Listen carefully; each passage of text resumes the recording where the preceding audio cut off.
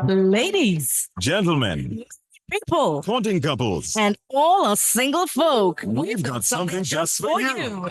Marriage Mentors. Sky 99.5 FM Reloaded is the place to be every second and fourth Thursday from 9 p.m. to 11 p.m. with yours truly, Mr. and Mrs. Mahon. Join the conversation as we dive deep into the taboo topics around love, marriage, and relationships. Topics like sex and intimacy, How to live and cleave, money, trust issues, infidelity, singles in the church, and more. So join us every second and fourth Thursday from 9 p.m. to 11 p.m. right here on Sky 99.5 FM Reloaded. And of course, it is just about that time where we have Marriage Mentors. Welcome and good evening to Marriage Mentors. Good evening, Mrs. Mahon. Good evening to you. How are you doing? I'm doing good.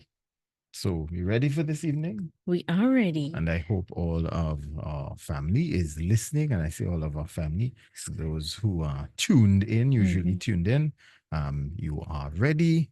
And let's make this journey together. I know it's a very ticklish, sensitive topic, but we have to discuss those tabooed topics, no matter how difficult they are, because we want to ensure that we do reach a place of healing and we do get a place of wellness and wholeness, because the fact is, Jesus coming just now and he's looking for people who are actively living without spot or wrinkle. Yeah, that's right. And during the conversation, feel free to jump in at any point. Send us your messages, your questions, your comments via WhatsApp. That's 333-9950. And remember, if it's anything confidential, no need to worry. Tell us that it is in your message. Yeah, let us know. Yeah, start off the thing with confidential. Yes. So that we know it's not to put it on the air or be anonymous with it. But even during the time, we won't be mentioning names if it is you are commenting on the topic. And also, if it is you do not want to send your messages via WhatsApp because it's so confidential and you feel more comfortable messaging us privately, you can do so via email, and that's love and marriage. That's END marriage. tt@gmail.com. Yeah, love and marriage tt@gmail.com.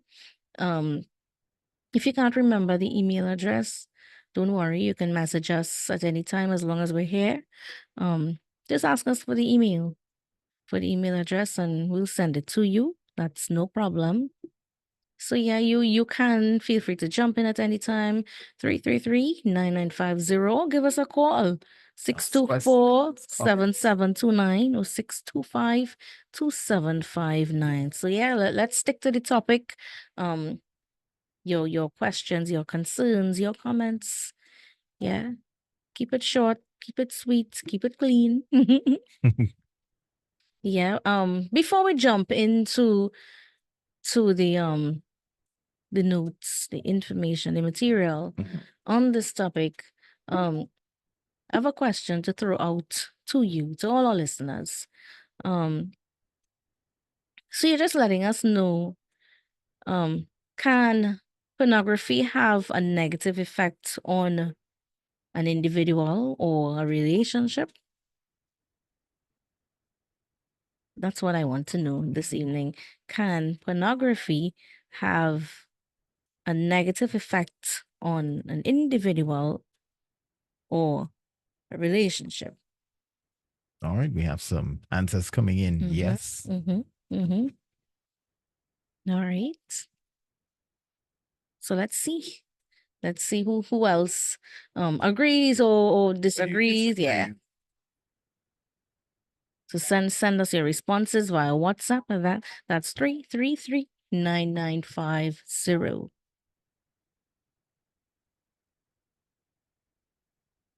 Once again, this is Marriage Mentors. You can join us every second and fourth Thursday from 9 p.m. to 11 p.m. And this evening's topic is pornography. So if you're single, you're engaged, you're married, even if you're divorced, even if you're a widow or a widower, this is for all of us, every human being, because everyone has some struggle with something. It does not have to be this particular issue, but you might know someone who has this struggle and you just might be able to help in some way. Maybe you didn't feel as equipped to be able to help them, but we trust that out of this session, you'll have a little more information so that you can be of some assistance to someone if you yourself do not have it. Because sometimes it is a tough thing to admit that you struggle with this issue. Yeah, it is very, very tough. We all know that any form of addiction, the hardest thing is for someone to admit that they are addicted to something. Yeah. No matter how much we are aware of it affecting us in any particular way, we still feel ashamed. And sometimes we just say to ourselves, okay, I can deal with this. I can handle this all on my own. But sometimes it helps admitting to someone, finding that safe space in someone to be able to say, hey, I have this issue. I don't know how to overcome. Please help me. Yeah. And if that person really can't help you, chances are they just might be able to direct you to someone. Yeah. Yeah. So this is what we're here for, to help in any possible way that we can. So feel free to reach out to us. Yeah. 333-9950 or give us a call 624-7729 or 625-2759. And again, if it's confidential and you want to message us privately, feel free to do so. Send us an email, love and marriage tt, that's love and marriage tt at gmail.com, and we'll respond as fast as possible.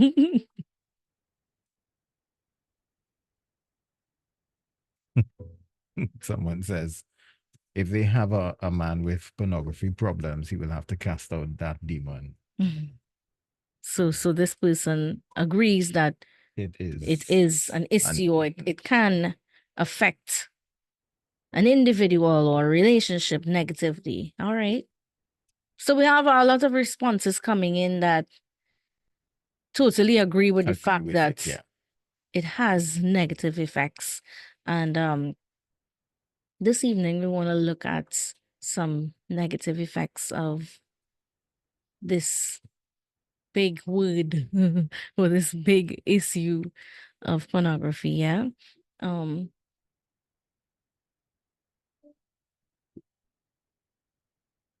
Good evening to you. Saying good evening to all of you joining us.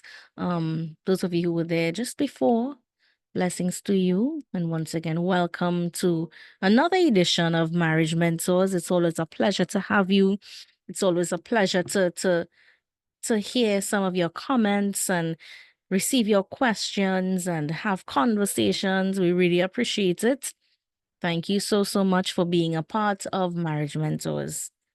Yeah, once again, this evening we're looking at pornography, and we're going to jump into some negative effects that it has on the individual and on a relationship. And relationship meaning a marriage, right? Yeah. So, do you have anything? I felt as though I just jumped here just now. So. No. I will, as we go along, as I normally do, we'll expand on some of the concepts and stuff like that. But go right ahead. Let's jump right into the material, because this, I know, would be a very private topic, Yes. a very sensitive one for quite a lot of persons, and we want to navigate it as definitive, as clear, demystify things, and really shed some light on it, so Yeah. that whoever might be struggling with it, you have a pathway out. Yeah. So let's jump right in. And another question, do you think that, watching pornography is a very common thing in society? In society, actually, for us here in Trinidad, we're rated third in the world. Wow. That's the stats. Wow. Third in the world for use of pornography and pornographic material. So you see, it's like Yeah. it's like up there. And we asked the question just now, if you believe that it has a negative effects on an individual, and by extension a marriage, and all of you said yes, it does, right? So we admit that it is not something right for us to engage in. So yeah, the answer to the second question, to the third question rather, is watching pornography ever okay? No, it's not. Yeah, but just, Right? So let's put that out there one time. No, it's not. Yeah. So one of the negative effects that comes out of being addicted to pornography is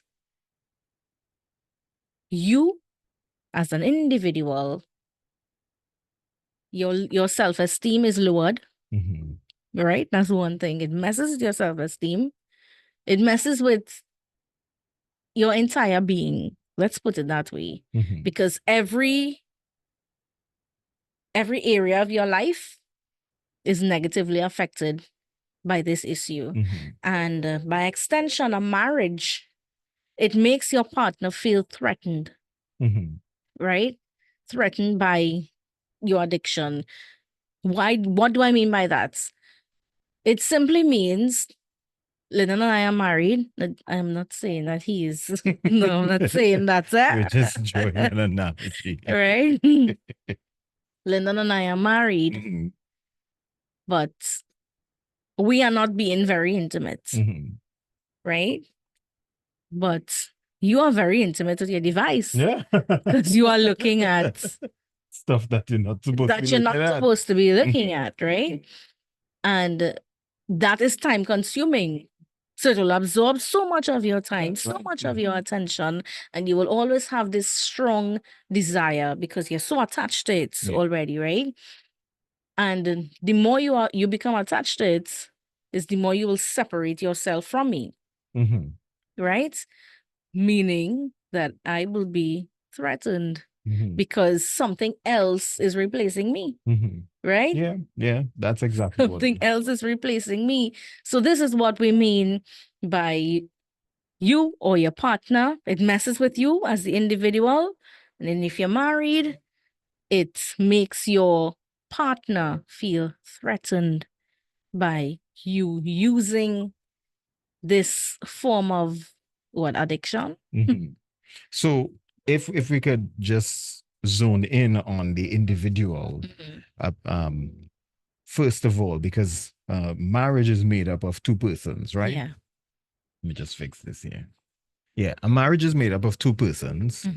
And those two persons, if you remember, we talked about soul ties already. Yeah. And this is another form, if we could put it that way, of soul tie. Yeah. Because it's a bad habit. It's a habit that one creates. You Now I see why God dropped it in me. to do this right after soul soul ties. ties. I didn't understand why before, but now it's like, So when a new habit is Mhm. formed, yeah, because of all the let's look at it physically first. All of the chemical reactions in your brain and in your body that Yeah. happens because of this stimuli, if we could put it that Mhm. way,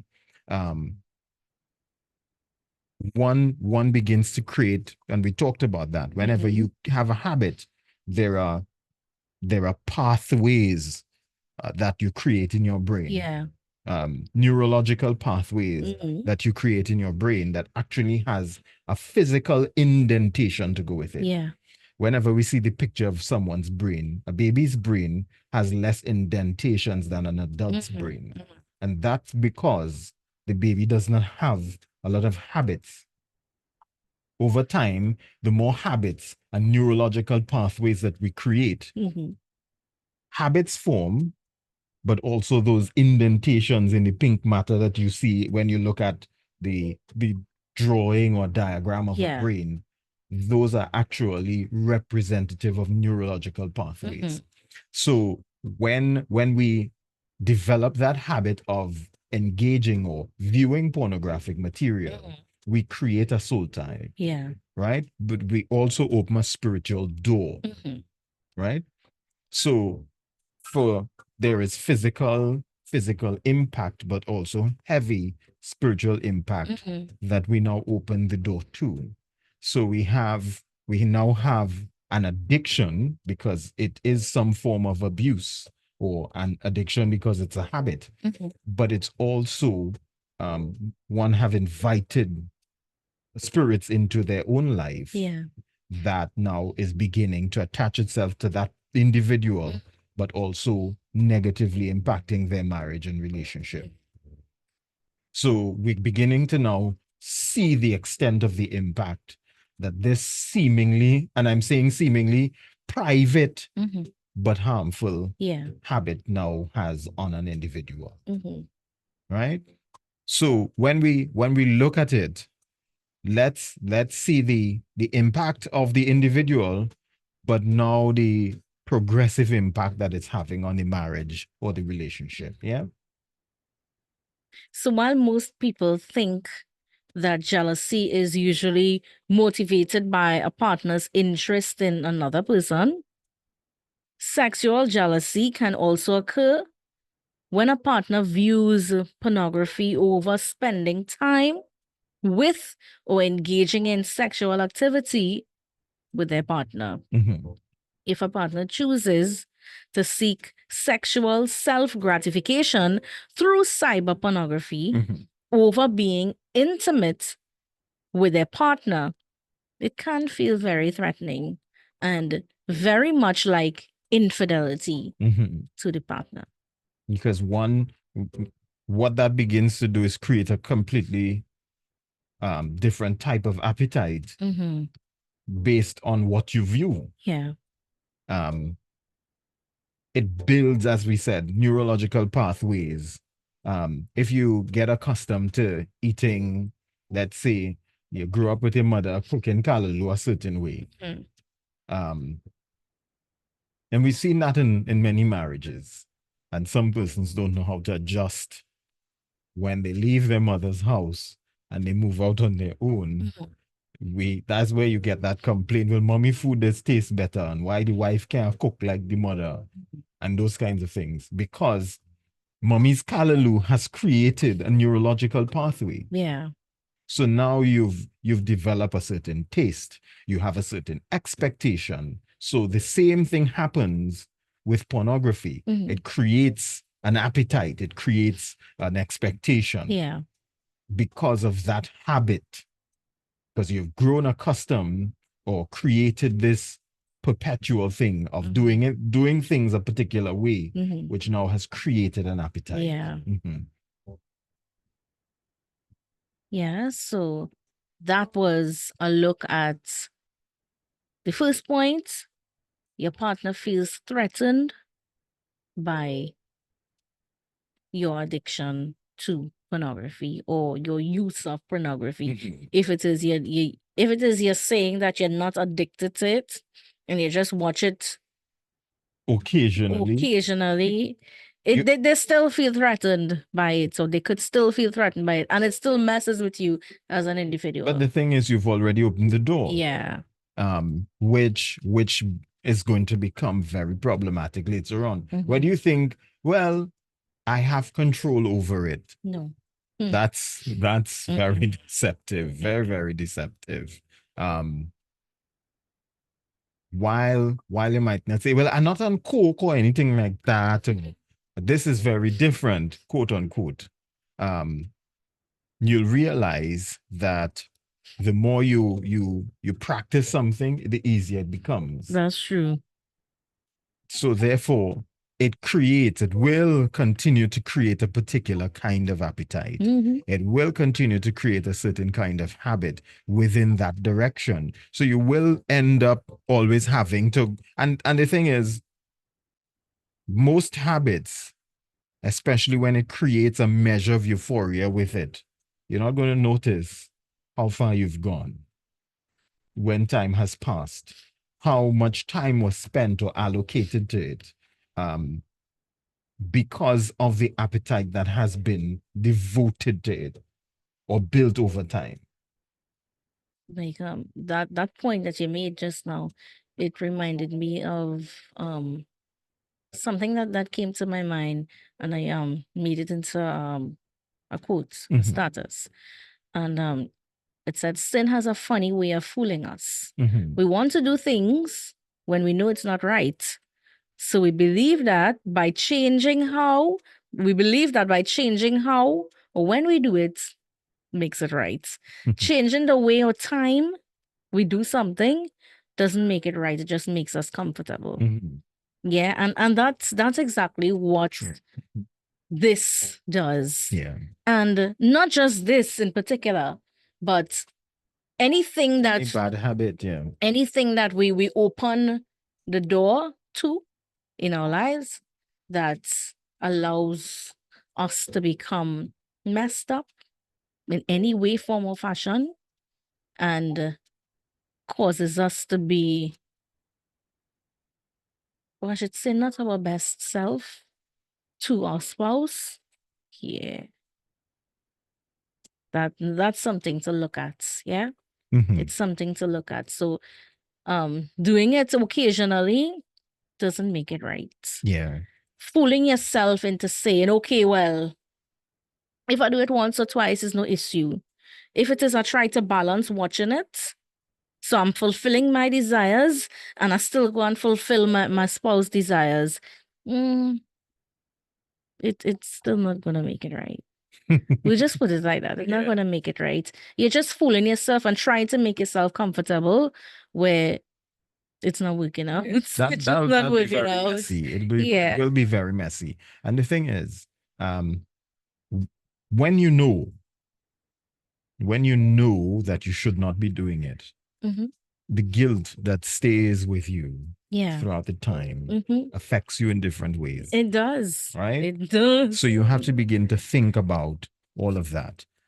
It bears on your conscience. So and the more you walk around or live your life with this guilt, it will show up in different areas of your life, affecting what you're talking about, changing and affecting one's self-esteem. Yeah. And later on showing up, because once you have self-esteem issues, it can lead to issues of depression, all of those spin-offs, which then in turns automatically affects your relationship, Yeah. affects your intimacy, affects your ability to communicate clearly and openly about different things, because there is this guilt that's hanging on to you. So you will avoid particular things. Let me use an example.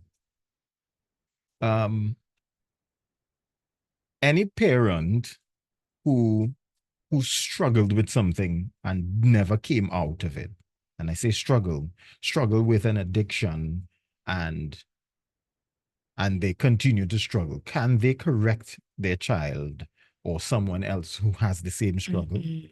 No. No. Mm-mm. Right? So therefore, if it's unfixed, if we could put it that Mhm. way, if it's undealt with, if it's left unattended, then it creates that measure of guilt that disallows you, if I could put it that way, from confronting it or helping someone else through the situation. Yeah, you're just gonna feel guilty, and it's like, that's Satan correcting sin. I Yeah. can't do that. So therefore, I cannot. It will Mhm. literally prevent you Yeah. from saying, get help. Mhm. So you might see someone struggling the same way, having the same struggle. You may feel a sense of community in it, but you don't want to expose your own guilt Yeah. to them as well. So therefore, you'll stay private. You'll keep it private, but both of you might be aware of each other's struggle, but none of you could say anything. Yeah.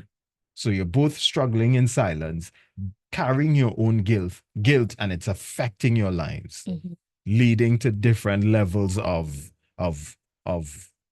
diminished human performance. And when I say human performance, this will affect every single thing in terms of your creativity, your ability to plan your life, because it will begin to soak up your time and all of those different things. It will affect everything that you're doing, your job, if you have children, how you're able to interact with them, Yeah. everything that you look at that is generally pure and sincere becomes weird because of that material.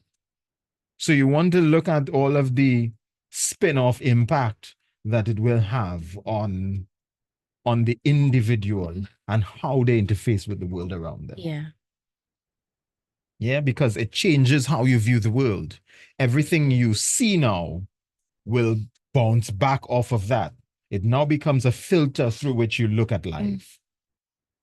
That's true. Yeah. That's true. You literally begin to look at the world around you through a very pornographic lens. And that is a dangerous thing. Yeah.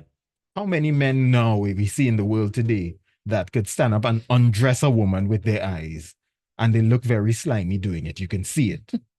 It's very normal and commonplace today in the world that we live in. Hence the reason why it actually mirrors the statistics Mhm.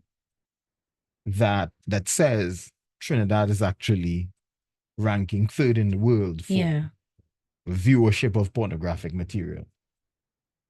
Mm. It's a scary thing. It is. It is a scary thing. And it says that we do have something that's worse than COVID. We do have a pandemic of morality. Yeah. Where our morality has become so sick Yeah. that that it has become somewhat norm Mhm. for people to be hooked on Mhm. pornographic material. Yeah. And it's a very dark thing. Very, very dark thing. So it's just about 9:30. Once again, you're listening to Marriage Mentors, and this evening we're looking at the negative effects of pornography on the individual and marriage. Yeah. So once again, feel free to jump in at any point in time with your comments, with your questions, via WhatsApp 333-9950. And if you need some sort of assistance, some sort of help, some sort of counsel, we are here. Feel free to reach out to us via email at loveandmarriage, marriagettt@gmail.com. And we'll gladly respond to you as soon as possible. All right, so we do have some messages coming in. Someone says, I believe porn is very dangerous. It can be addictive, which is what we were talking about. Yeah. Watching it makes you want to do what you see. Yeah. Most of what is done in a porn is not realistic. And then you want your partner to do Yeah. these same unrealistic things. So it creates that measure of opposing reality to unrealistic expectations. Definitely the partner would be jealous because affection would be depleted, distant, and a gap or void would eventually appear between parties. There would be a breakdown in communication between the partners. Yeah, very true. All right, we have a voice note. Let me see if I can get that voice note in.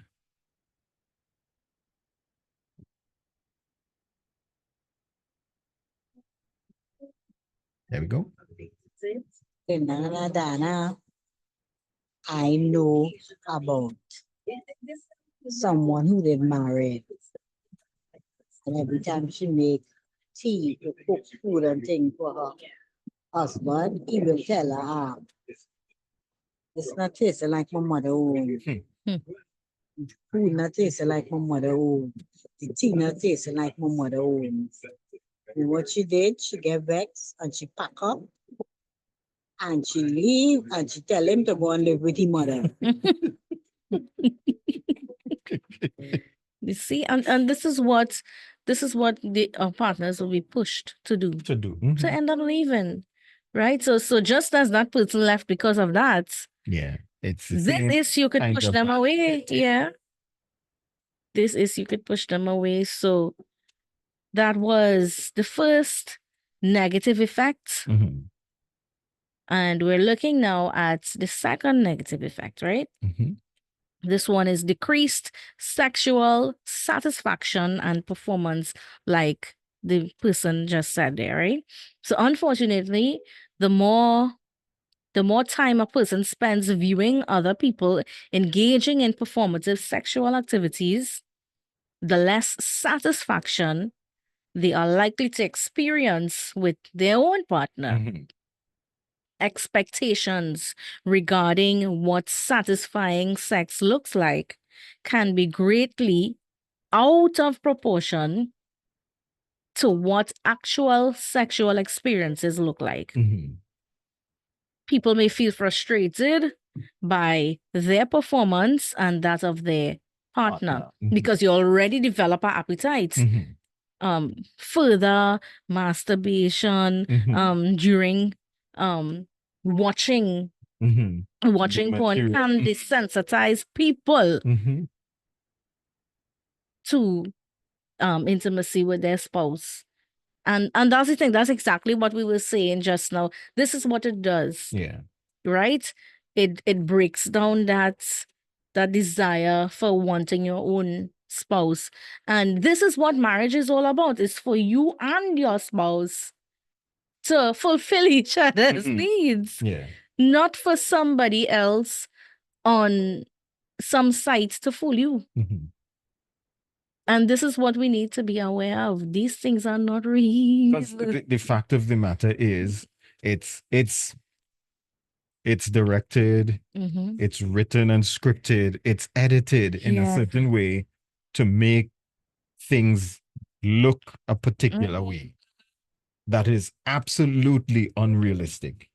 And viewing the material, changing your own expectation, stretching it far beyond what reality is. And then now superimposing that on your spouse first. Well, not just on your spouse, but first on yourself. Because this is now your expectation of your own reality. And then you're pushing that now on your spouse to be able to fulfill. Perform things that may not be humanly possible. And then it eventually becomes abusive. And it's sad. It's sad because somebody else is being taken advantage of. That's right. And they didn't sign up for that. Yeah. They didn't sign up for that and they didn't send you there. They didn't send you there.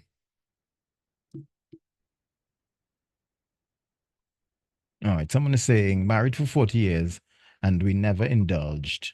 I personally believe it is too sinful and can be destructive as well. And the psychologist called anything that comes between your marriage as the third party. My third party is alcohol and gambling, which is same kind of addiction type. Yeah. So you The principle is the same. Mhm. Breaking the habit is what you want to do Mm. to actually bring the marriage back to a place of Yeah. greater stability and functionality. Yeah? If someone introduces their partner to pornography, Mhm. when watching it, they don't even want to have sexual relations with them, how can they stop? Very, very interesting question. And when you say the partner who introduced the couple, who brought it into the relationship, or the one who was shown the material, which one does not know how to stop? Okay. The interesting thing there, even though the damage is the same, Mhm. because if he introduced her to it, he brought the material into the relationship, and it now becomes how we could put it, the aphrodisiac that you use. Mhm. Yeah. Yeah. If it becomes the aphrodisiac that you use in your relationship would not be built on a chemistry between the both of you. It will be built on material that is fictional, Mhm. right? And that is the damaging, that is it never spices up anything. Mhm. Yeah. It never spices up anything. Get creative on your own. Mhm. Get creative on your own. Don't try to use other people's activity and bring it inside of your relationship. Because habitual things can be very ticklish. Yeah. Yeah. Because it will always be an easy diversion away from that which is pure. Mm. And you never know when you came off the road. Yeah. Right? You'll never know when you came off the road and into utter darkness. And you realize, wait, what started off as, ooh, we wanted to spice things up, has now become a very monstrous evil that you opened the door to a long time ago. Yeah, so you want to be very careful that you're not introducing those things at the best and fastest way possible. Cut it out. Cut it out. Go cold turkey on it and stop. Yeah. Good evening, well said. If your partner is not into trying those things, they will tend to experience it outside.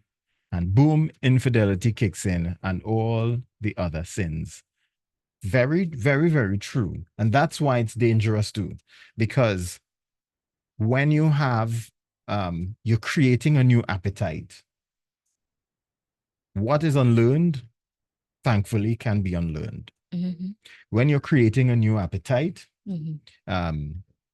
just simply the way let me use the example of how we eat. Growing up, I was accustomed eating like a large plate of food Yeah. because I had a very nice metabolism that could have burned it off quickly. Now that I'm a few years older, I can't go and try to eat that huge plate of food now. I'll pack on pounds, as obvious as it is. So I had to change my habits, eat a little less, because my metabolism isn't as it was when I was in my 20s, right? I'm now in my 30s. It's not the same. So therefore, Lyndon has to learn to eat a little less, something that his body's not going to feel lethargic with. So therefore, your eating habit, in this case, I had to change my eating habits. And all this proves that what is learned can be unlearned, right? So if it is someone has started this, change the appetite because you've literally built a habit that has now become an appetite. You've now created expectations. So unlearning those expectations isn't something that you're now going to have to recreate. Some people actually have to go back to the drawing board of the intimacy and sexual practices in their marriages and do it over. Unlearn those things, because it has created a lot of damage, and they're literally becoming sexual strangers Yeah. to one another.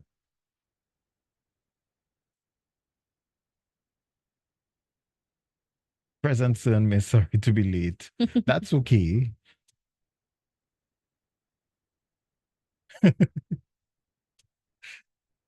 She said, I already see a little punch, and it's not fruit punch.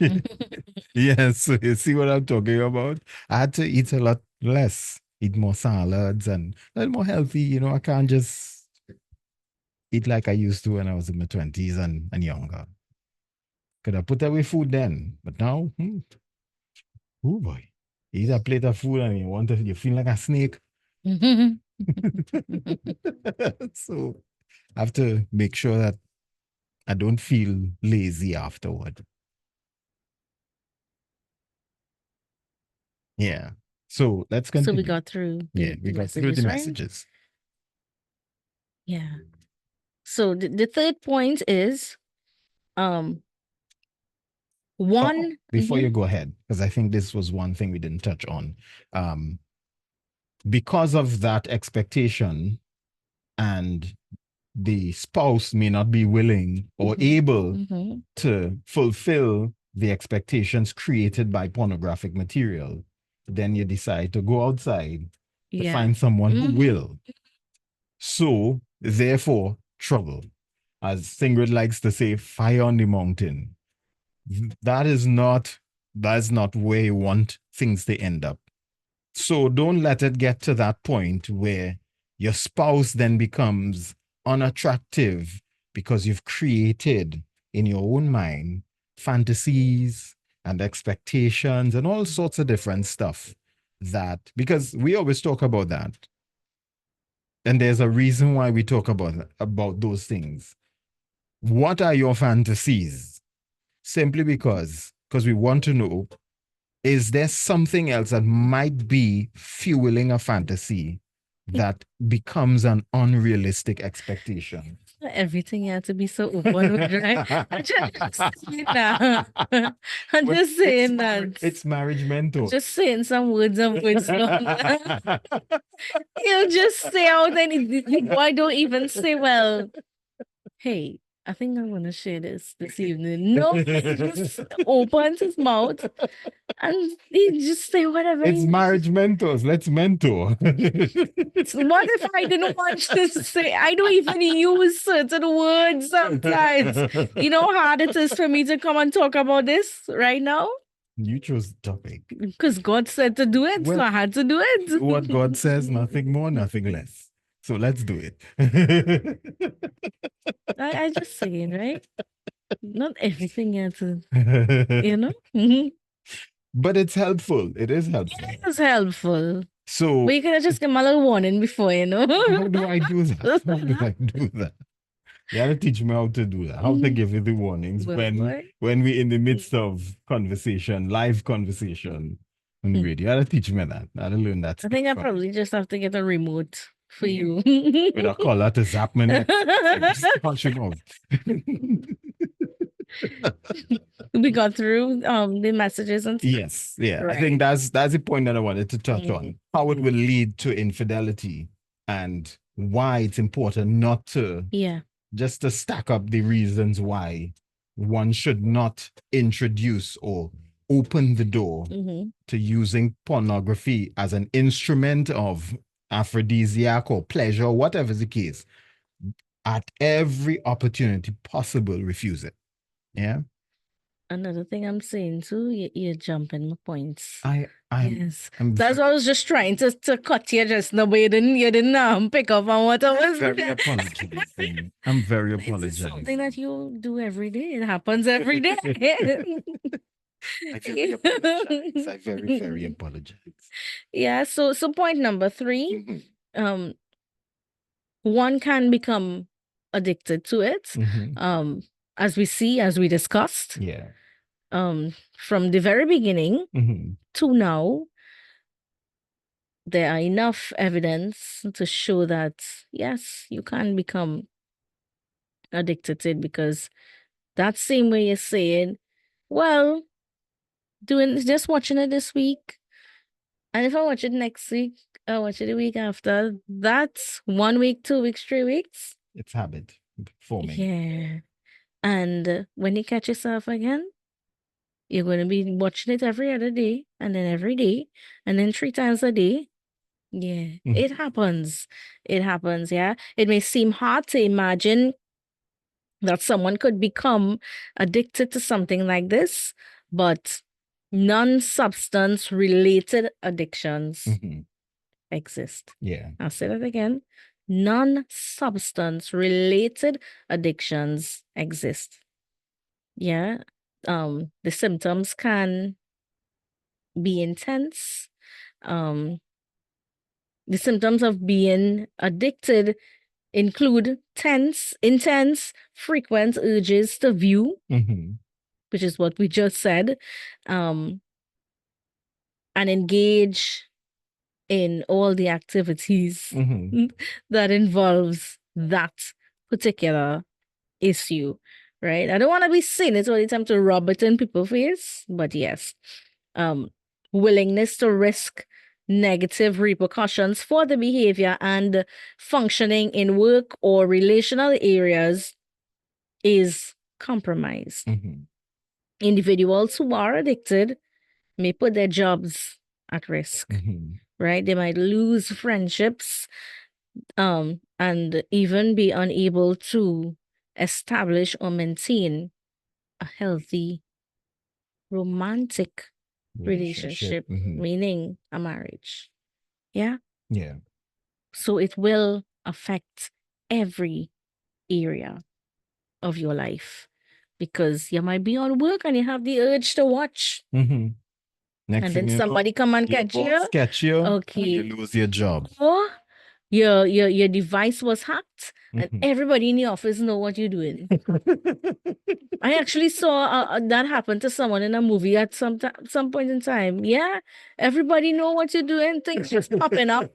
Yeah, clips of it popping up on everybody desktop. Oh my. Mm-hmm. It happens. Those are things you want to be very, because when you think, just when you think you have control over it, Mm-hmm. is when you've lost control. Yeah. Because whether it is you're staying up late at night looking at this material, and before you know it, your night has gone. So you get up tired next morning. You can't function properly on work. You might end up in an accident. So it's now beginning to cost you. And Because your brain yeah, all over the place. and you're not seeing that, hey, this bad habit is now affecting my life. So you want to be able to see practically how it affects your life, whether it is your inability to deal with your children. Those are some of the effects. It will change the way if a man, if he's viewing this material and he has daughters, he'll view them a particular way. Those are things you now, it will affect father-daughter relationships. It begins to now taint everything. Your entire world around you changes because of that. And while someone might say, well, no, that is not the case. I can't look at my daughter like that. But in the back of your head, the material has already begun reprogramming you. Mm-hmm. You won't know when the border has crossed. You might be able to do it with your own child, but somebody else's young daughter, Mm-hmm. it already has changed with. So you want to be able to not have those problems built up on the inside of you that now causes you to be a criminal waiting to happen. Mm-hmm. Yeah. I think we have a message. Someone says porn limits one's mental capability, weakening the mind's ability to be creative. Fantasizing can break down intimacy. Yes, which is what we were talking about just now. Next point. Yeah. I don't want to jump ahead on it. So it can cause depression. Mhm. Why I'm saying that is this can be a result of several different things. If the viewing of pornography if it causes guilt for the viewer, the guilt can cause depressive symptoms to develop. Mhm.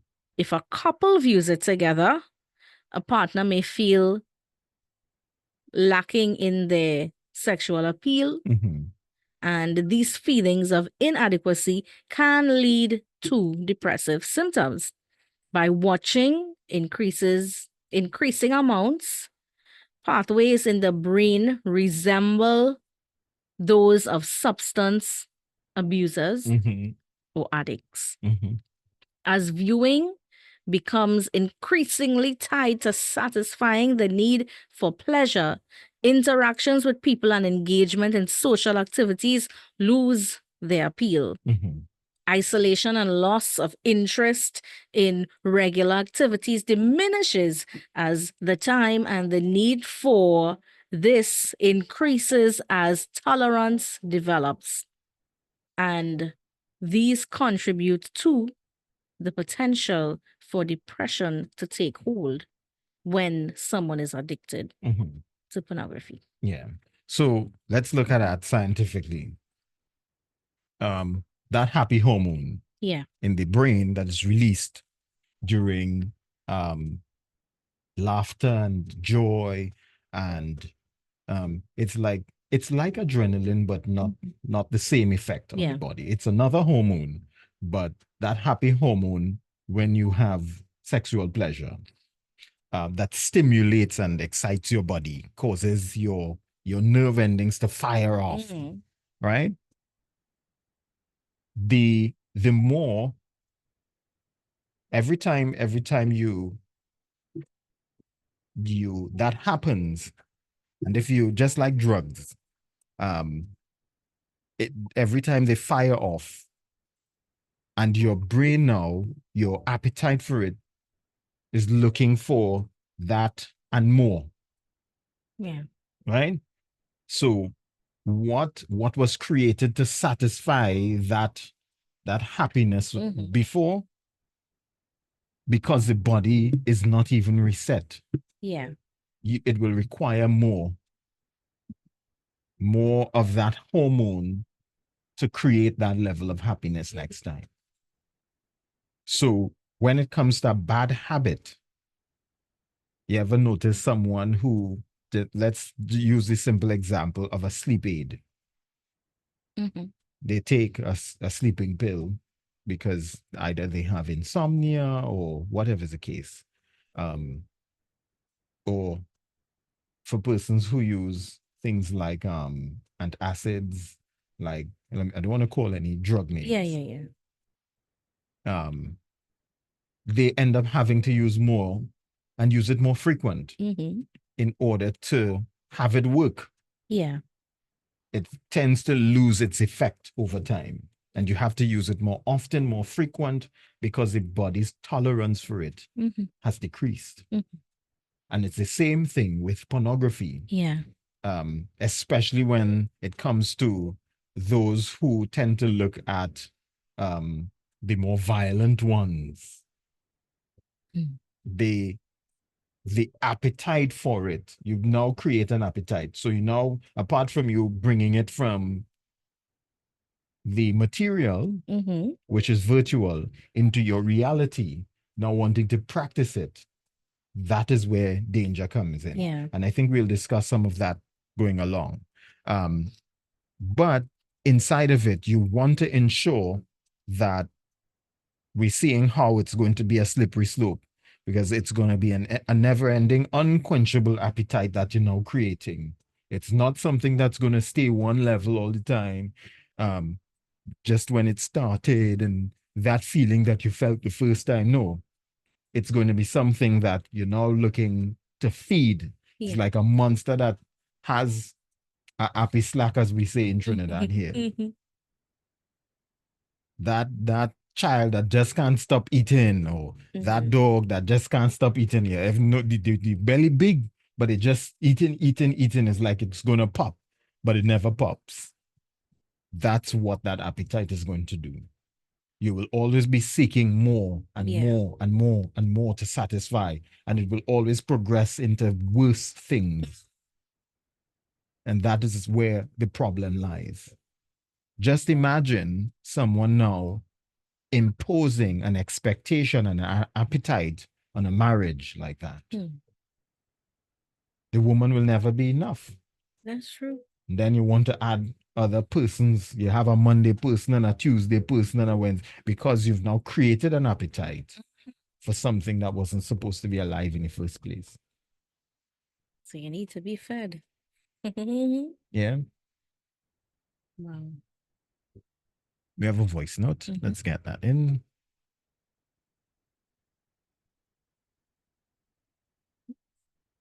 For forbid, I would like to have a husband like that and really spawn and watching these blues and all day. I know about a marriage breakup with that. All day.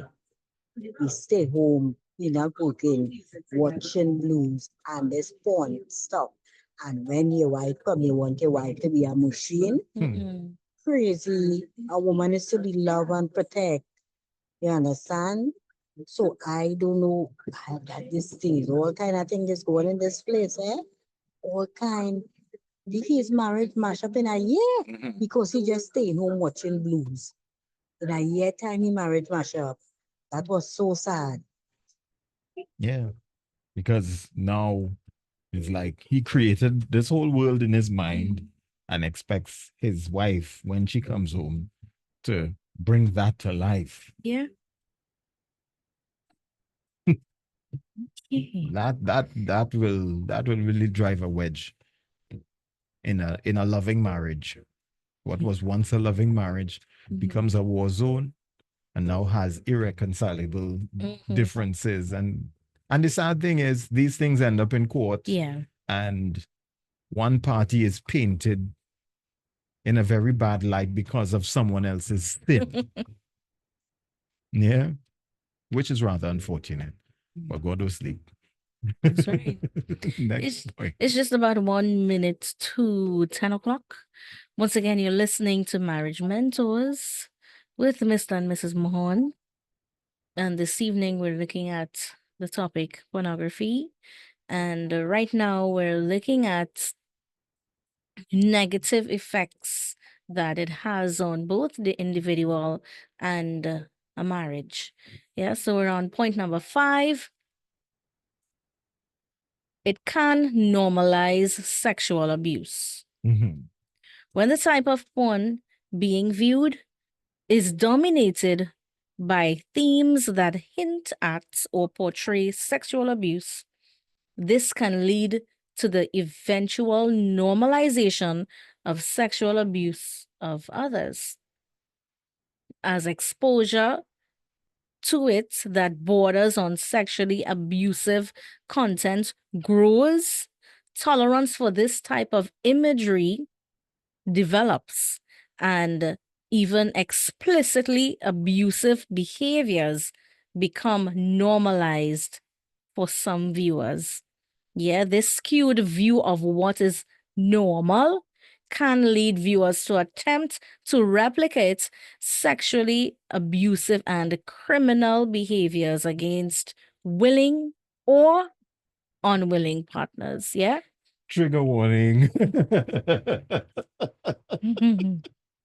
Right. And I said trigger warning because I see myself saying something that my wife may not particularly be prepared for. Right? So this is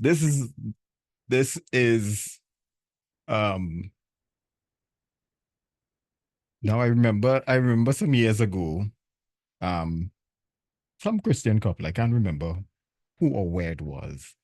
They said when it comes to marriage and Christian marriage, anything could happen in the bedroom because the Bible says so. So if they want to curse, they could curse. If they want to spit and slap and whatever it is, they could do those things. You. Don't spit on me, you know.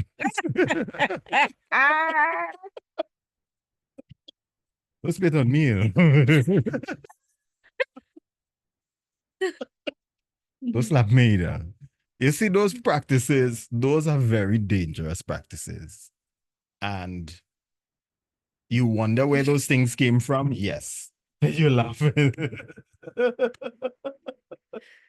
All of these different weird practices that people have that because of what they saw to help sensationalize or for more advertising and views, because pornography is a business. And when it comes to business, it's who has the largest market share to reap the greatest amount of profits.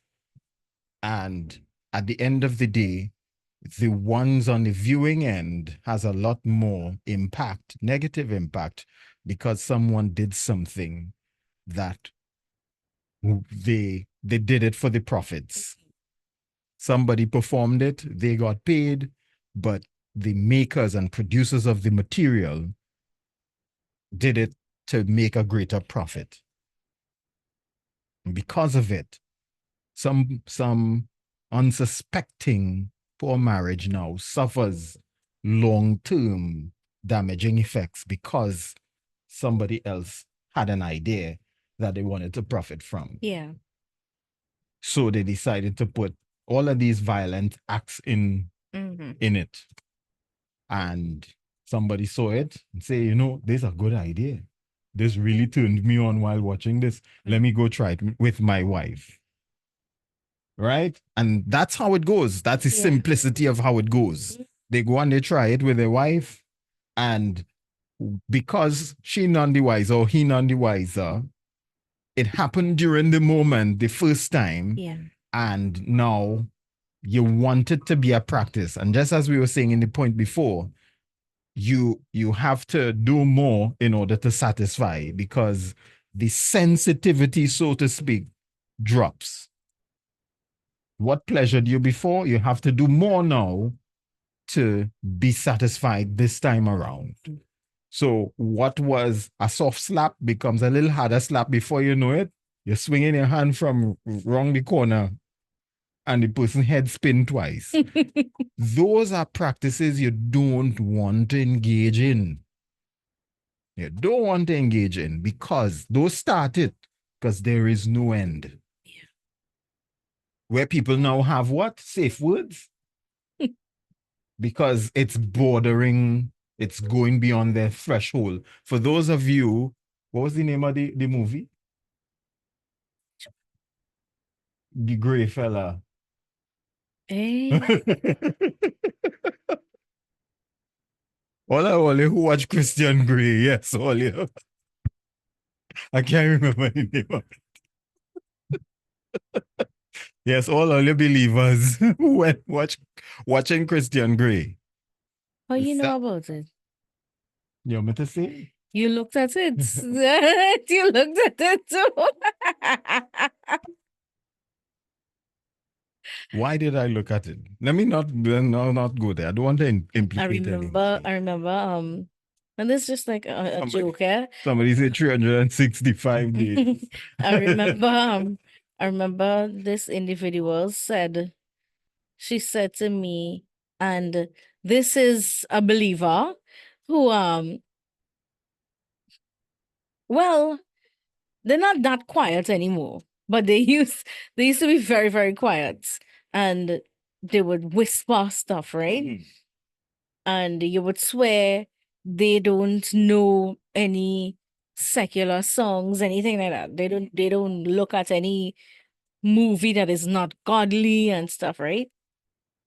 So when this movie came out, the first movie when it came out, everybody was talking about it. And she said to me, "You going to look at it?" It's like, no, I have no need to look at it. And she said, okay, well, no, I don't really have a desire for that and whatever. The next day, she told me, she told me, I looked at it, and I looked at it again. I looked at it twice and it wasn't really anything. I might have to just watch it again. That means she hooked. Okay. Yeah, she All hooked. right. She hooked. All you Christians who watching Christian Grey.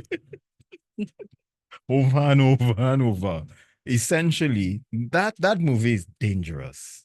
That movie is dangerous. Now, I'm not saying it for go and look for who ain't go and look yet. Don't, please. That's why I'm glad you can't remember the name. I can't remember the name. Good, very good. But these are the things that cause problems.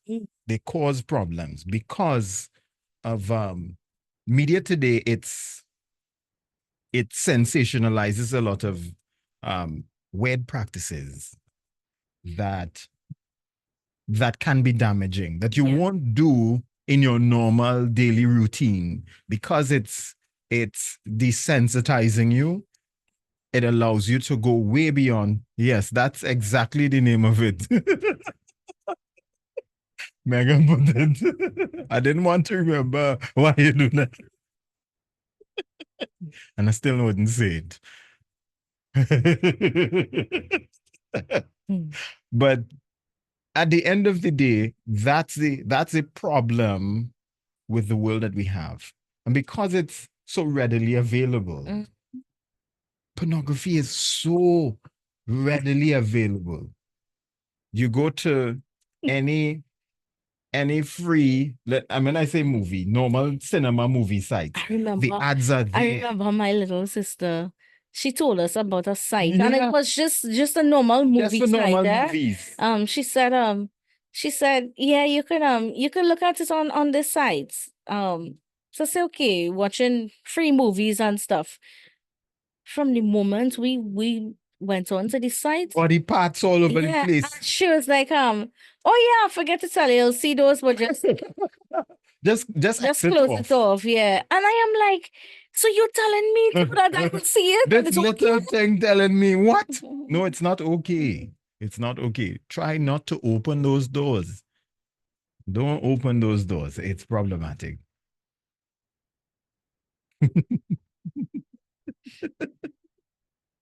People confessing, boy. People confessing.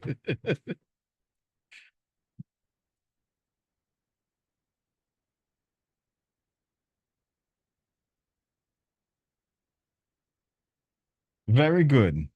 Very, very good. Someone says, since we're on this topic, this week's curiosity got a hold of me and I yielded to the temptation and took a peep. Hey, don't play with God, eh? My phone malfunctioned and all I got was videos of pastors praying for people. On pornography. That is very good. God turned it around. See? You see, the world is becoming so dark and so skewed. Even some mainstream mega church pastors would tell you it's okay. Yes, some will tell you it's okay. And that some of these dark practices, it's fine. They will even go so far as to tell you, if it is you're a virgin, and you want to find out what to do when you get married, watch that. No. How Adam and Eve found out? They didn't have those things. They just knew. That's why the Bible called it that. They knew. They didn't have those things. They didn't have it. They didn't have that material. No books, nothing, no tapes. Tapes, boy. The only thing blue they had was the sky. But they knew. Adam knew his wife and she bore this son. Yeah. He knew his wife, and that's how the Bible put it in King James. They knew. So don't go and try to educate yourself on something that God inherently put inside of you that you'll know. This goes there, that goes there. That's all. Don't go dirty in your water and Yeah. expect to get clean water. No. Mm-mm.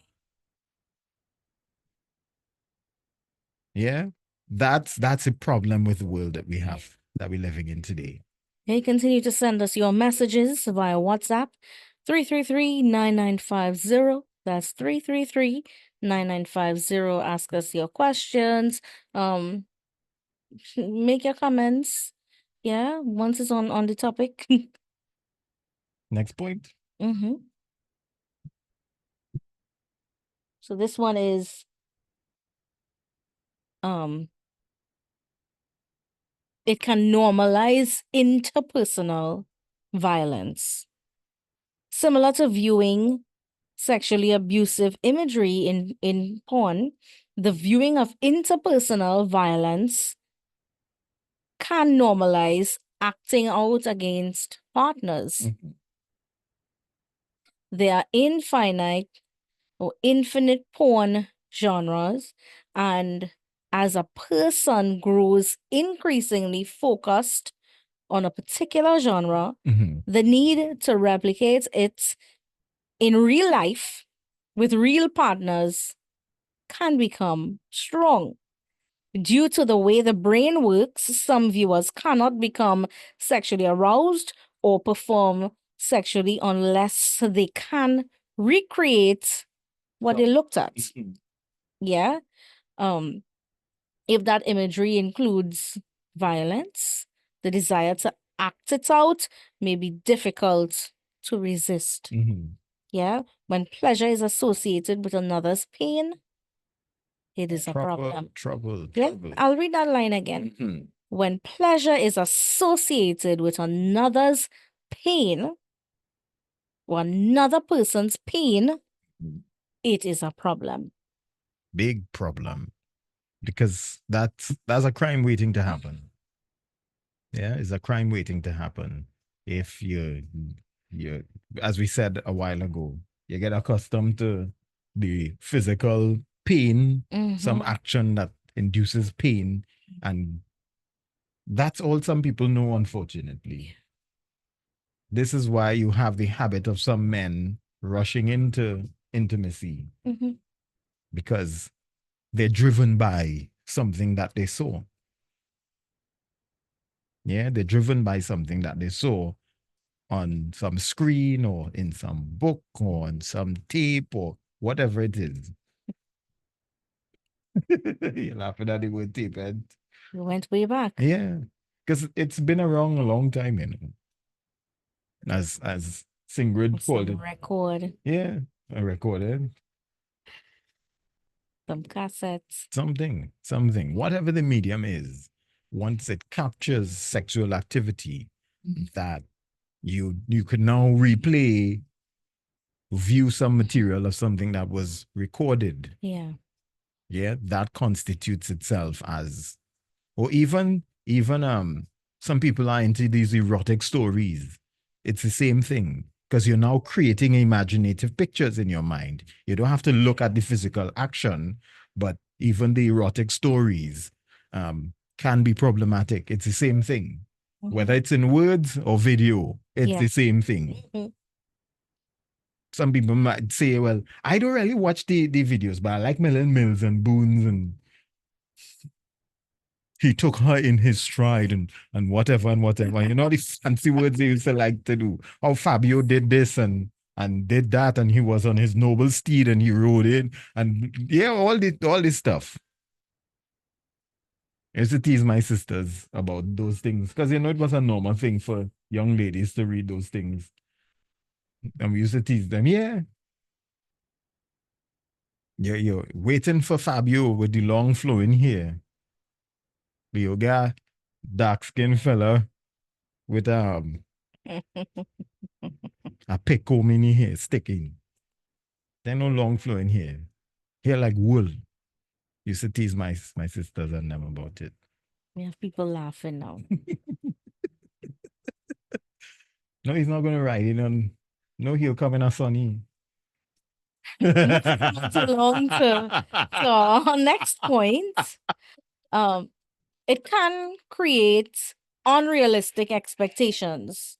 Yeah, people who view may lose the ability to separate performance Mhm. from real world Yeah. or from real life. Meaning what's on the tape. Yeah, Mhm. the individuals are specifically engaging in acts designed for the camera and the viewer.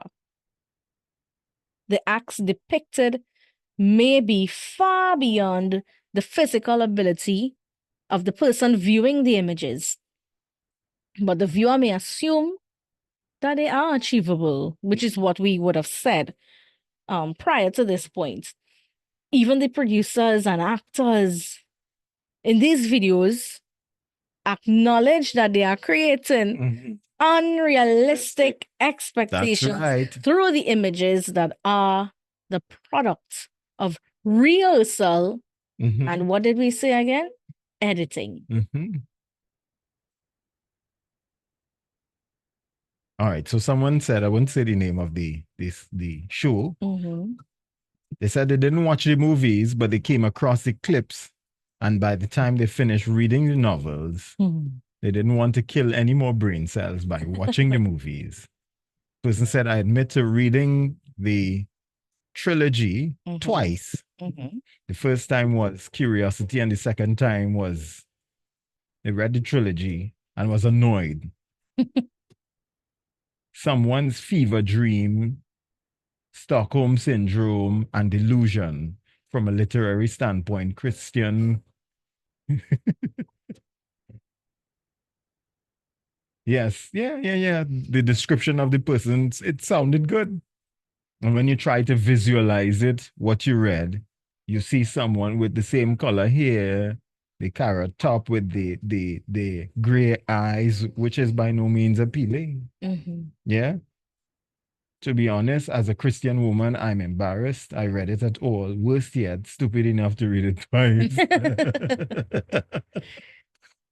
But and I like your honesty. I like your honesty and self-evaluation in terms of looking at it realistically. But some persons saw no wrong in doing it. Yeah. It's just they say, well, it's just a book and it's just fiction, but not tracking the impact that it of the world that it created mentally and psychologically for them going forward and how it shapes what they look for. Because if you sit with them and you hear them talk about either their expectations if they're unmarried or their expectations if they're married of what they would like or what they might be holding their spouses up to, you hear them talk about if you were to have that kind of conversation with them in terms of what their appetite looks like, it's driven or fueled by something else. Yeah. And it goes under the radar, undetected by them, that this is actually propelling their Mhm. fantasies. Yeah.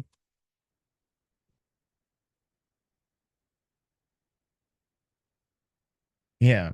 Someone says, hi, I know you all are talking about porn, but sometimes music contributes to it as well. True. The music we listen to aids and abets Mhm. that same activity. I do agree with you. Yeah. Next point. I remember when I was much younger Mhm. and daddy was out of the country and the TV had stopped working. You remember that joke? Yes. TV had stopped working and when he called in the late evening, Mhm. I said, Daddy, the TV stopped working. You just hear clicks and it cut off. Mhm. Um he say, Adana, when I was watching pornography, that's why the TV blow up.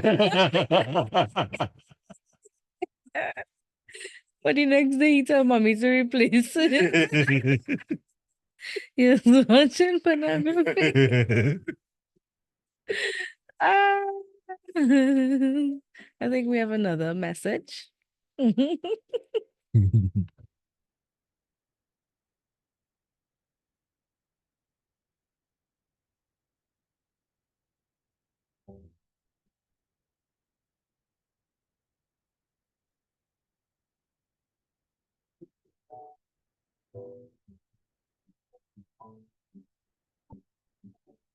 right, someone says, don't know which is worse. But this man goes to the bank, reaches home without a dollar. He gambles drunk with a monthly income of, wow, 12,000. He pays his daughter's mortgage, gives a lot of problems to pay his monthly bills, which is basic and very little. He prefers no meals, no money, no meals, not interested in absolutely anything. It is now at the point where not even a standing order is working, that he withdraws every cent from his account. Wow. The person is asking, which is worse, a womanizer, an alcoholic, a gambler, or a pornographer? It is frightening. Actually, all is in the same boat, you know, because the effects actually lead in the same direction when you look at it. They all lead in the same direction. If you look at the life of a chronic pornographer, it's the same thing. They will go, before you know it, that person is in all kind of venues that they're not supposed to be in, spending the money, making it rain. And it's the same thing. They will end up doing the same thing. Addiction somehow end up there. All of them tend to end up there. Just as what we call sprangers.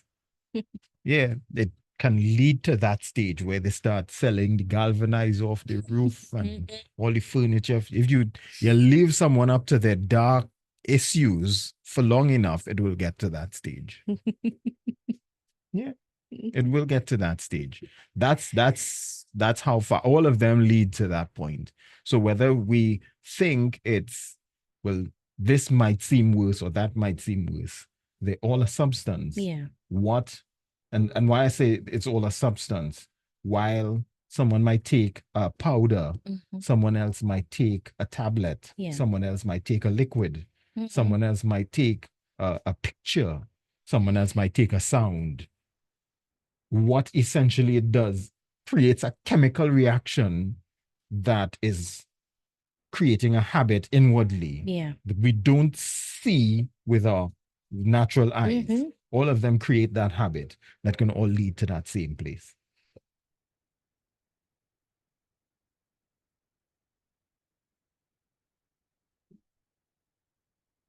Yeah, the calm. Someone is saying, just like one watching a kung fu movie, after that they kick in everybody. Dustbin and lamp pots, they see. It's true. It's true. When we were small, we used to do that. We inside and we watch what that used to call a kick up. Well, any karate movie or kung fu. And we going outside and we fighting everything we saw. We outside, here, wanna fight? And I know it's funny, but essentially it's the same thing people do with pornography. They want to go practice now what they saw because it created a sense of euphoria, inward euphoria, that you want to go and practice now. Yeah, essentially it's that. Next point. Oh, but I think we have, did we get a message? No, not yet. Not yet. All right, so let's look at another point and then head into our marriage devotion for this evening, yeah?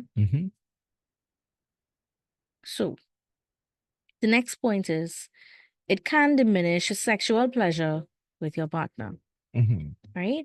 Over time, viewing significant amounts of porn can lead a person to have unrealistic expectations for sexual activities with partners. Just as people's tolerance for alcohol increases over time, using porn as a tool for sexual arousal can lead to actual sexual touch between partners to be less stimulating and ineffective in generating sexual arousal. Mhm. When the emotional aspects of sexual intimacy are separated from the actual sexual activities with a partner, emotional intimacy between partners can decrease. Yeah, that's true. Um, one of the traps that I would have seen in terms of research, Mhm.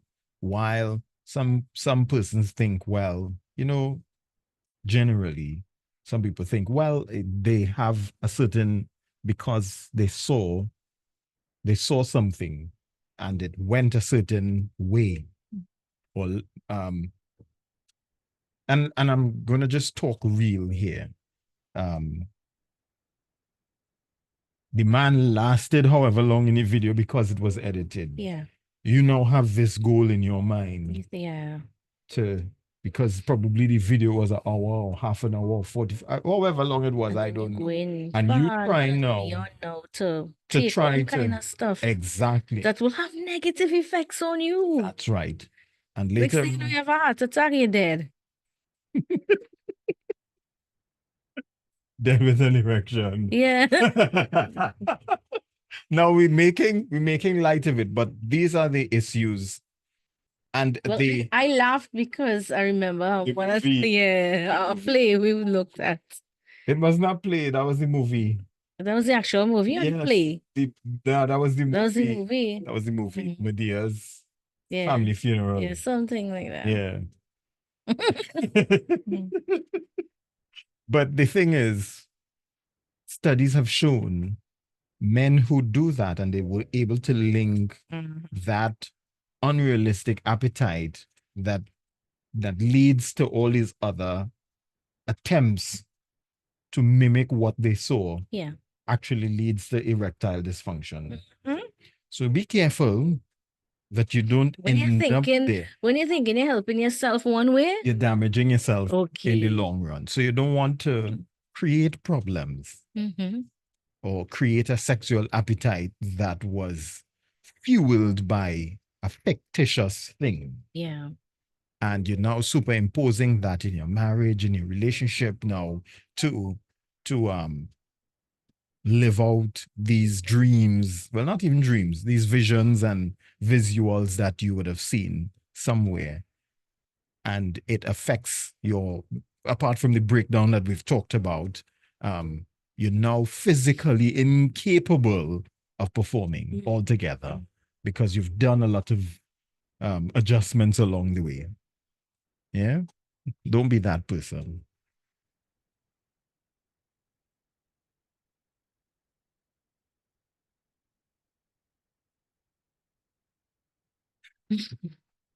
Someone says, at least if it is another woman, you could bust up she eye and bruise up she knee and feel Okay. good.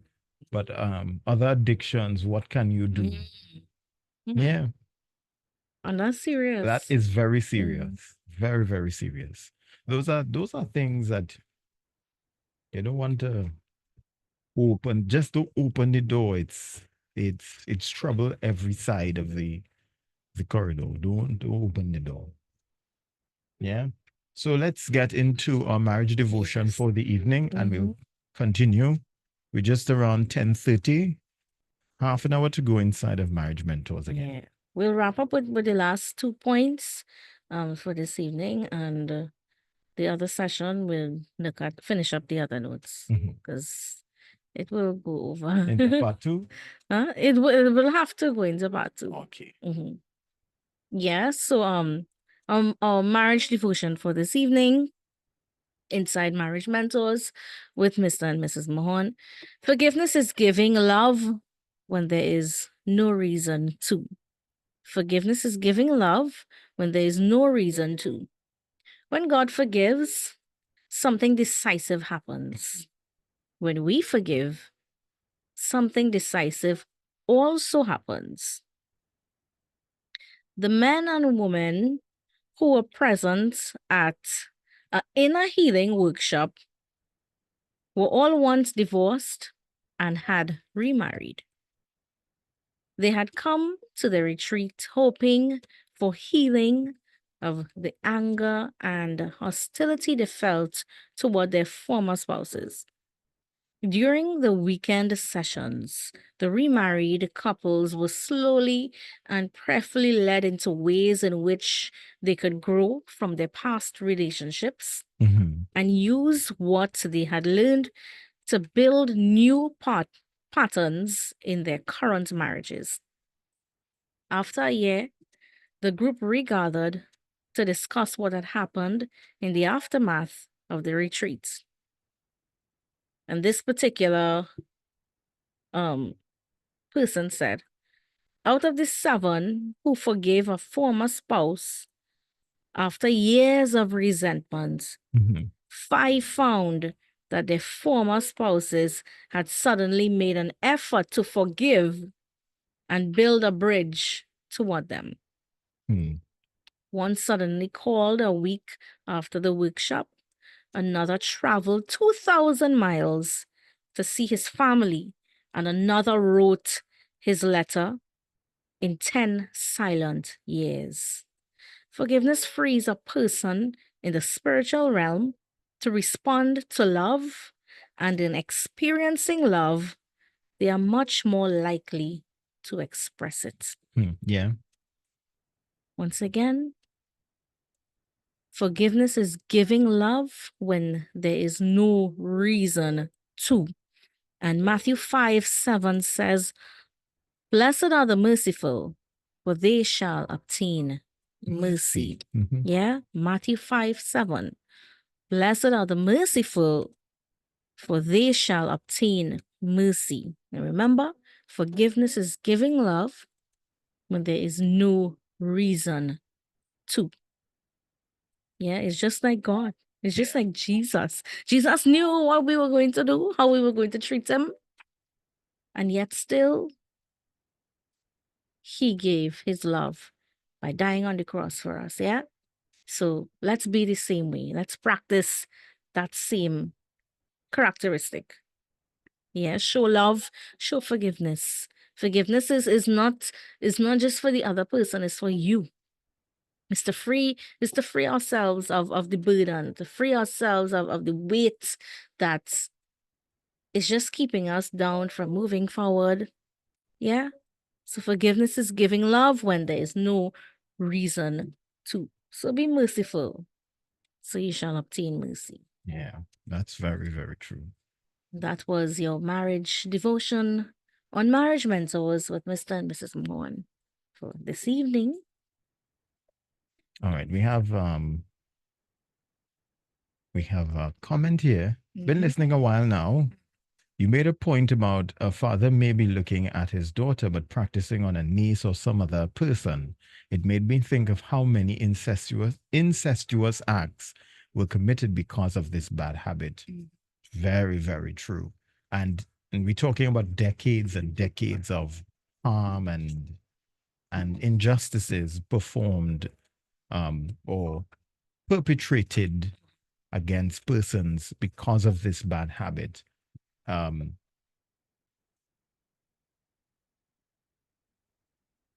and many people actually end up now, and that's the thing. Some people, we don't know what their roads were to get there. Yeah.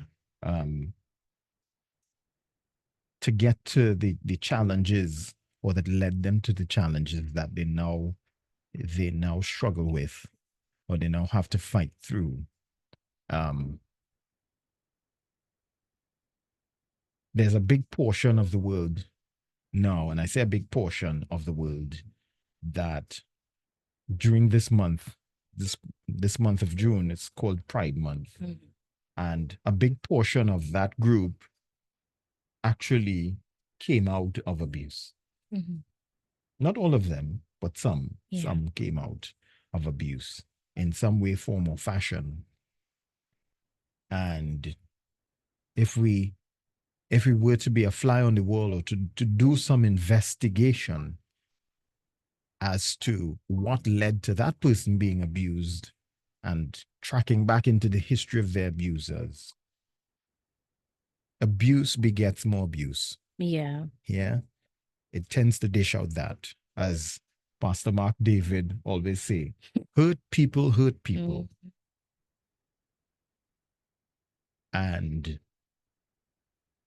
somewhere along the line, somebody probably opened the door to it, not to hurt, but to the perversion Yeah. that opened the door to pornography, and it led to abuse.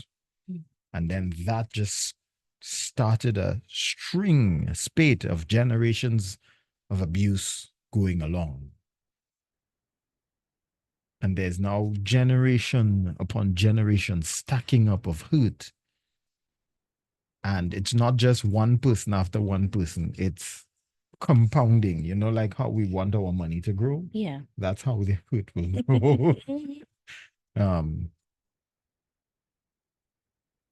Where it's one person abuse two people, that those two people abuse four people, those four people abuse eight people, and so on and so forth. So you can see the existential damage that's happening, that's widening into many different lives, and the possible impact that it can have. When you think about it that way, you want to ensure that you cut it off when it arrives by you, because you never know the damage that it can cause. And let me tell, for those of us that are believers here, this was something I learned in ministry over the years. The secret sin that you carry, when you go to minister to others, it's transferred and communicated to others. It's broadcasted to others. So be very, very careful of what secret sins you hug and hold and try to hide, that you are subliminally and very spiritually broadcasting to others. Be very, very careful. Yeah. I always admonish people, deal with your issues. I learned that. Deal with your issues so that you don't multiply the thing without even committing a physical act to someone to pass it on. Yeah, be very, very careful with those things. I think we have another message.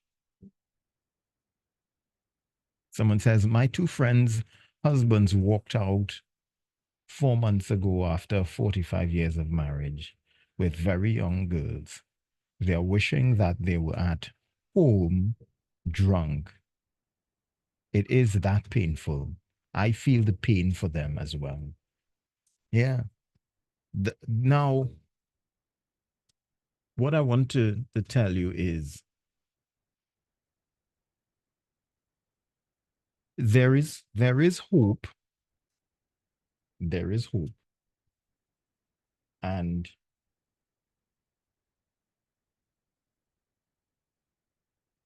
there is great hope, even in your particular situation. And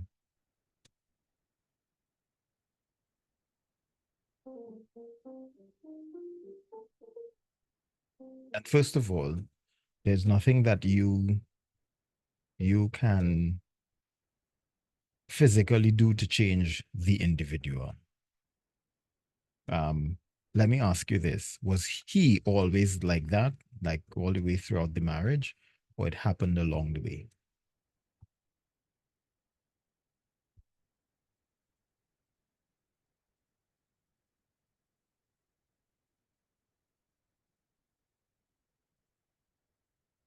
Was he always like that or it changed along the way during the 40 years, I think you said, 40 years of marriage?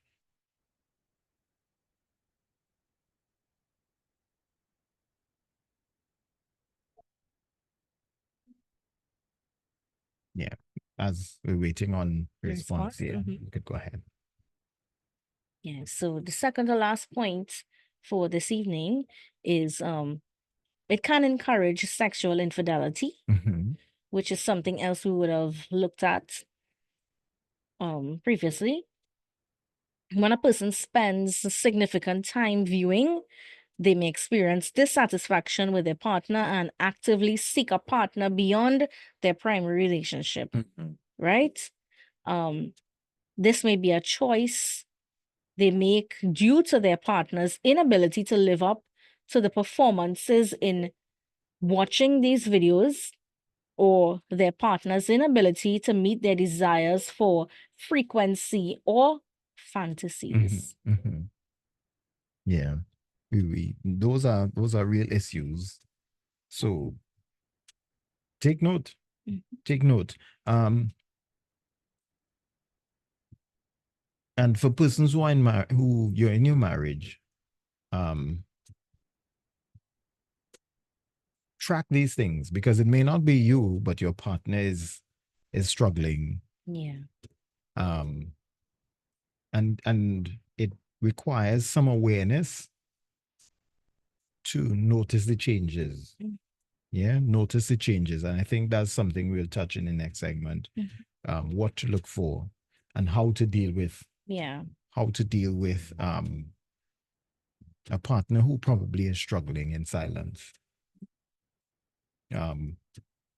What can a spouse do in those cases to help? Yeah. But I'll say this much now: the person has to want help. Yeah, and you can't say it's a struggle if you're not fighting back. True. You cannot call it a struggle. It might just be a secret sin, or some people like to say, that is just my vice, which means you're happy with it and you on a slow ride to wherever you're going, to whatever destination you have.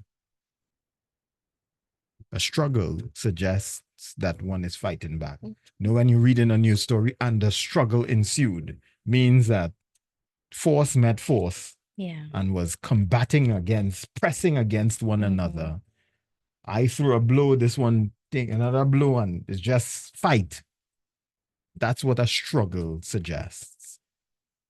A struggle doesn't mean, well, it has its way with me. Yeah. I just lie down there and it has its way with me. No, that's not what a struggle means. That's your lover. Yeah. Next point. Let's go into the final point. So yeah, the final point for this evening is actually how we started.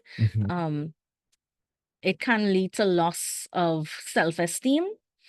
We didn't really get to delve into it much, but individuals engaged in the overuse of pornography may be trying to minimize their feelings of low self-confidence or low self-esteem. These feelings can also be increased due to the frequent use of porn, creating an infinite loop. Feeling bad about themselves and their inability to establish a healthy romantic or sexual relationship with their spouse, they may turn to porn as their sexual outlet, leaving them feeling bad about their inability to live out the activities they see on the screen. For partners who view this, they may feel that they cannot compete with the sexual performers of the videos, comparing themselves to the performers in scripted, directed, and edited videos can easily lead a person to feel that they are less skilled or less attractive than the paid performers. And that's essentially what they are. They're performing. They went in with a salary for enticing you into a habit that you now struggle with and it is now damaging your own life. And you have to look at it very, very plainly that somebody created a business out of your tragedy. Yeah. So therefore, you want to fix that connection, that element of deterioration, and shut that door. Yeah.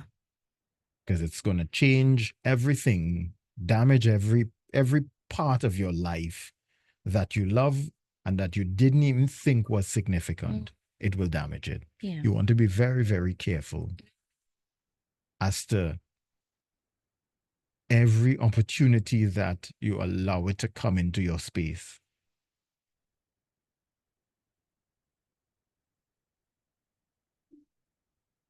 Hi, Susanna. So what we're going to do, the segments are recorded, so we'll upload them to YouTube afterward. So just remind me tomorrow, and I'll probably post the link to you, and you could watch any other segment that would have been uploaded before as well. Yeah. So these are the issues that that happen or take place over time, and that's the thing. When it's seemingly a door, whether it was a family member or a friend introduced you to it, and this thing creates an appetite. It lives with you, it grows with you over time, because it never stays one place. As much as you're growing, it's growing with you. It's going to grow with you, and it's going to invade all different parts of your life. Worse yet, if you're a believer and you have the Holy Spirit who is pressing against you, you are going to have an insurmountable amount of guilt walking beside you. Yeah. Because you know what you're not supposed to be doing, and they have an idea of what you should be doing, but you're sure about what you're not supposed to be doing. Right? So therefore, it's going to change. Now, this thing can actually affect people, and they now call themselves introverts because of it. Because this guilt, we can go far and wide as to what the effects of guilt. And we may think, well, it's just their introversion. No, but when you check it back, it's leading to an issue of pornography. Some of these things, that's how they show up in different areas of our lives. So we want to be careful that these aren't the background or root causes of what's showing up in different areas of our lives. Yeah. So there was another point I was going to make. Yeah. Let's get to the root spirit behind this. The root spirit behind this is essentially lust. And lust always seeks to pleasure itself. It's a selfish thing. And if you look at the framework and how it's applied, love, as opposed to lust seeks to please itself. Love seeks to please the other person. And when you place those two principles, and we call it principles simply because they're universal laws, you go to space and you apply it, it works. You take love, the principle of what love is, how it's built, how it's supposed to be operated, and you take it and you put it in a marriage, it works a certain way. Yeah. You take it and you carry it into business, it works a certain way. You take lust and you put it in a marriage, it works a certain way. You take lust and you put it in a friendship or a workplace, and it works that way all the time. It's always seeking to pleasure itself. Yeah. And that self-gratification, it is why one now superimposes those same practices. Because it's not because, well, I want my wife to receive more pleasure because of what I saw in porno, No, it's because of your own pleasures. Yeah. That you're now superimposing this thing on the poor woman. Or vice versa. You want the man to slap you and choke you and do all kind of weird stuff because you saw it in the video and you saw how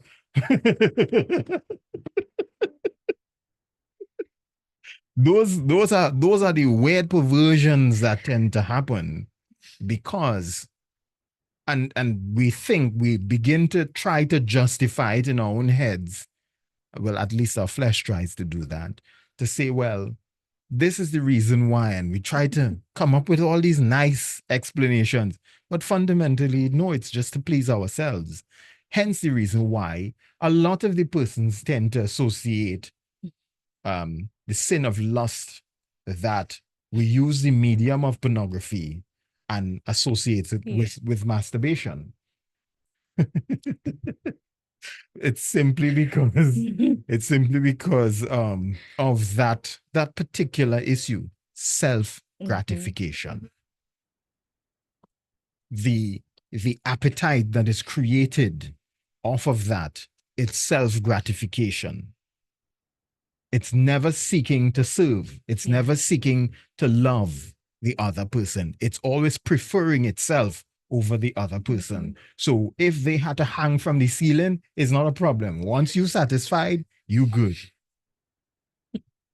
You can go and sleep after, because you're satisfied until you have that insatiable desire again. But then you leave the other person feeling humiliated, Dissatisfied, and all of the other things, ashamed of themselves, inadequate, and all of those things, because you wanted this grand performance to satisfy yourself. So essentially, behind all of this, there is a puppeteer called lust at work on the inside of you, creating a world that you are now subject to. There is a Lord behind your back pushing your buttons in the form of a spirit of lust. So you want to ensure you deal with that strong man fundamentally, because sometimes we might be praying about a spirit of pornography, but we stop watching porn, but we undressing women in real life with our eyes, and we flirting, and we doing everything else. We marry. It did not attack the root. Exactly, because Problem. the guy is still behind there pushing the buttons. So that's the unveiling behind it. It's a spirit of lust. It's a spirit of lust. And they always tend to come with partners. They always have partners. So deal with the big guy in the back there who is pulling your strings. It's not a little guy sitting on your shoulder. No. It's a big guy behind you, turning your head, staring you. So be very, very careful that these things aren't influencing your life and causing you to make choices that you shouldn't be making and damaging your future, both in this life and in the life to come. Because eternity is a real thing. Whether you believe it or not, eternity is a real thing. Some people believe, well, when you're dead, you're done. No. We'll wait and see. You'll find out. We'll all find out.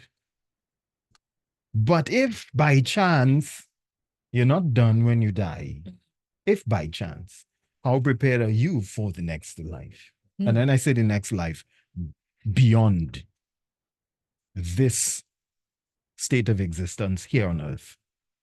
If by chance there is a God who is watching and who provided every bit of opportunity and all the resources and all the knowledge that was made available for one to live a life pleasing to him, that would have caused them to meet the requirements to live with God in eternity.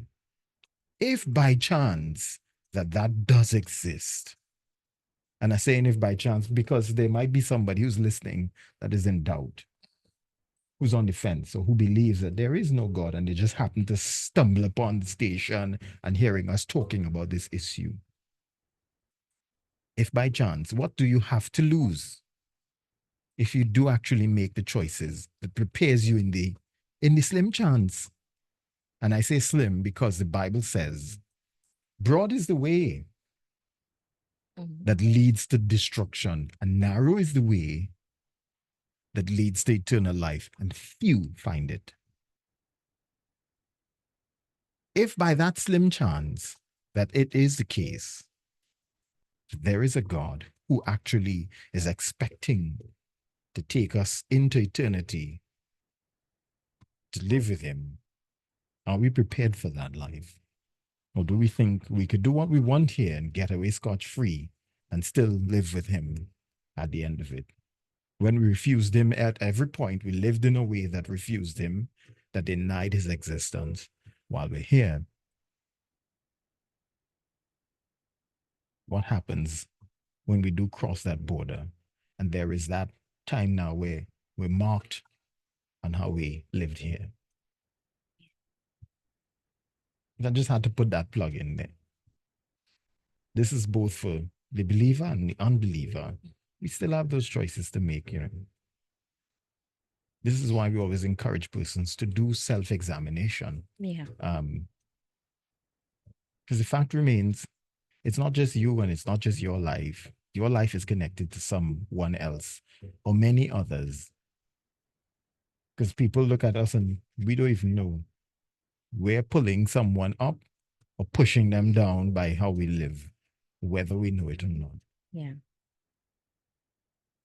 So we want to encourage you. Do the necessary and do the needful, and not just live a life for yourself. So just to recap, the points we looked at, the points we touched on for this evening's marriage mentors. This is part 1 of pornography. We looked at the negative effects that it has on both the individual and the marriage.